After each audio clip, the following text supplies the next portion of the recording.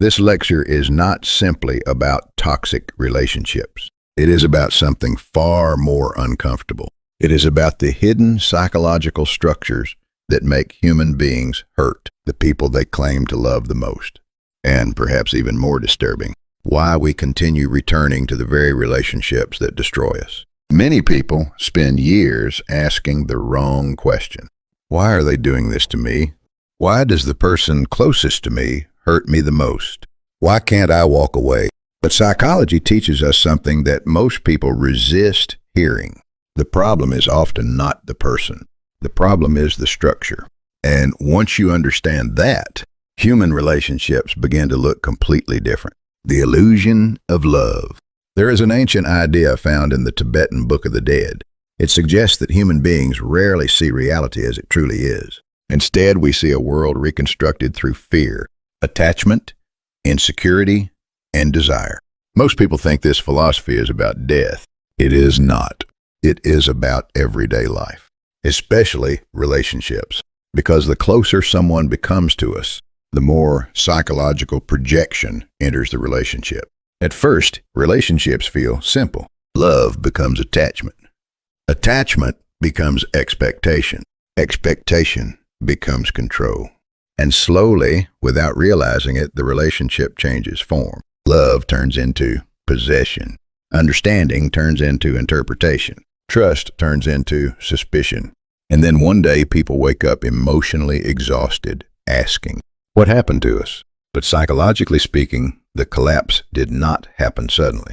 The structure was quietly changing the entire time. Why familiar pain feels safer than freedom. One of the darkest truths about human psychology is this: people do not always choose happiness. Very often they choose familiarity, even familiar suffering. This is why people remain in relationships that repeatedly damage them. They fight constantly. They feel emotionally drained. They lose confidence, energy, and clarity. Yet they stay. Why? Because the human nervous system becomes attached not only to love, but also to emotional intensity. Conflict itself can become addictive. Chaos can begin to feel like intimacy, and silence can start to feel frightening. This is why some people panic when relationships become peaceful. Without emotional turbulence, they suddenly feel empty. Psychologists sometimes describe this as trauma bonding, emotional dependency, or repetition compulsion. But at its core, it is this: the mind mistakes emotional familiarity for emotional safety. That is why intelligent people repeatedly return to destructive relationships, while fully understanding the damage being done. Knowledge alone does not break emotional structures. Awareness must become strategy, the hidden structure of repetition. Many people believe their suffering is random. It is not. Human beings unconsciously recreate familiar emotional environments. That means if someone grows accustomed to guilt, instability, criticism, jealousy, or emotional unpredictability, they may unknowingly continue selecting relationships that reproduce those same emotional patterns. Different faces, same structure, different relationship, same ending. This is why some people feel trapped in a cycle, because they are not merely choosing people. They are repeating psychological systems. And unless the structure changes, the outcome rarely changes. Why some people become more hostile as you grow. Now we arrive at another uncomfortable truth. As you begin improving your life, certain relationships become unstable. Not because you attacked anyone, but because growth disrupts emotional equilibrium. When one person changes, the structure surrounding them changes too. And many people unconsciously resist that change. This is why jealousy is rarely about hatred alone. Jealousy is often psychological instability triggered by comparison. Your growth becomes evidence of another person's stagnation. Your discipline reminds them of their inconsistency.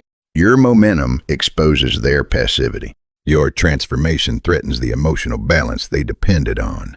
And that is why some people become colder the moment you begin rising. Not because you failed them, but because your growth altered the structure of the relationship. Growth is not about motivation, it is about structure. Most self-help culture teaches people to rely on motivation. Psychology teaches something far more practical. Environment shapes behavior more powerfully than intention. A person surrounded by criticism, comparison, and emotional negativity will eventually slow down, psychologically, even if they are talented.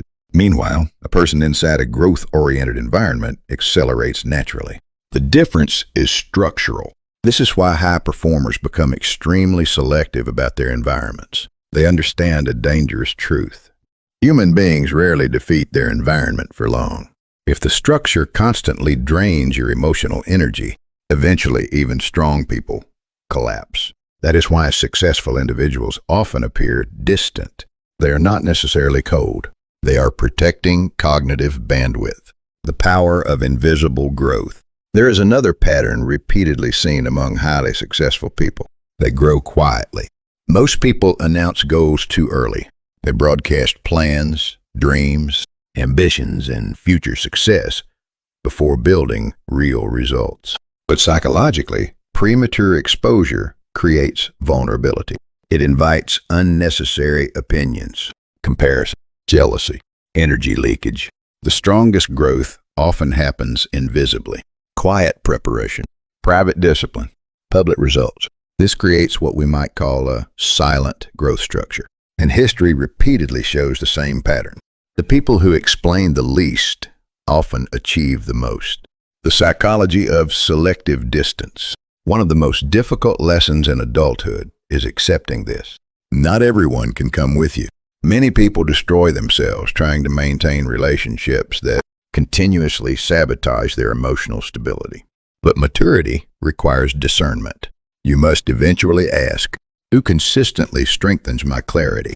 Who repeatedly drains it? Because relationships are not merely emotional experiences. They are energetic systems. Some relationships sharpen focus. Others consume it. And emotionally intelligent people eventually stop asking, who likes me? Instead, they ask, which relationships produce peace, growth, and psychological stability? That question changes everything.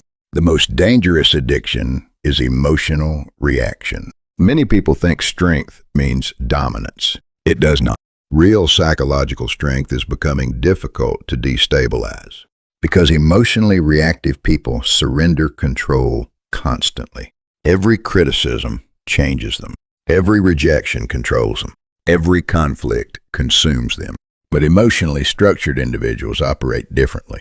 They do not react impulsively. They observe patterns. They create systems. They build routines strong enough to survive temporary emotions. This is why discipline matters psychologically. Routine reduces emotional chaos. Standards reduce decision fatigue. Structure protects identity. And eventually, emotional stability becomes a competitive advantage. The final shift from reaction to design. At the center of this entire lecture is one transformational idea. Stop living by reaction.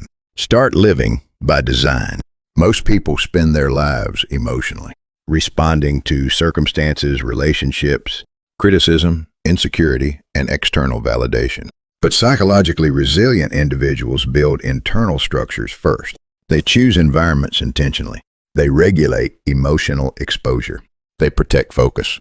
They distance themselves from chronic chaos. And most importantly, they stop explaining themselves to everyone. Because mature growth no longer seeks permission. It seeks alignment, the hardest truth of all. Now we arrive at the final truth. The obstacles in your life may never fully disappear. Jealousy will still exist. Manipulation will still exist. Emotional dependency will still exist. But your relationship to those forces can change completely. You can evolve from a reactive person into a strategic person, a fragile person into a stable person, a constantly wounded person into someone psychologically difficult to control. And that transformation begins the moment you stop asking, why are people hurting me? And begin asking, what structure keeps repeating this pain? Because once you identify the structure, you can finally break it. Ladies and gentlemen, understanding is only the beginning. Insight without execution changes nothing.